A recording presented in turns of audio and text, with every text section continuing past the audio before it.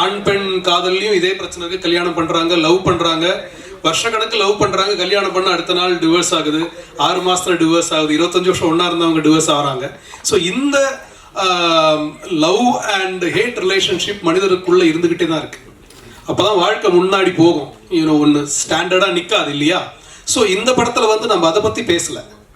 இதுவும் சரிதான், உங்களை மாதிரி நாங்களும் காதலிப்போம், நாங்களும் சண்டை போடுவோம், பிரிவோம், ஒன்னா இருப்போம் அப்படின்னு சொல்லக்கூடிய ஒரு படம் தான் இது. அப்புறமா வந்து இத பார்த்துட்டு இப்படி மாறுவாங்க அப்படின்றது வந்து தவறான ஒரு கருத்துங்க. ஏற்கனவே அந்த மாதிரியான உணர்வுகளோட இருக்கிறவங்க, அது வெளியே சொல்ல முடியாம தவிக்கிறவங்க தான் வந்து இப்ப சொல்லலாம் போல இருக்கு. அது வந்து கம்மிங் அவுட் அப்படின்னு சொல்லுவாங்க இங்கிலீஷ்ல. கம்மிங் அவுட் அப்படின்ற இடத்துக்கு போகலாம் போல இருக்கு அப்படின்ற ஒரு தைரியம் வேணும்னா நம்ம சமூகம் கொடுக்குற இடத்துக்கு போகும் அப்படின்னு நினைக்கிறேன்.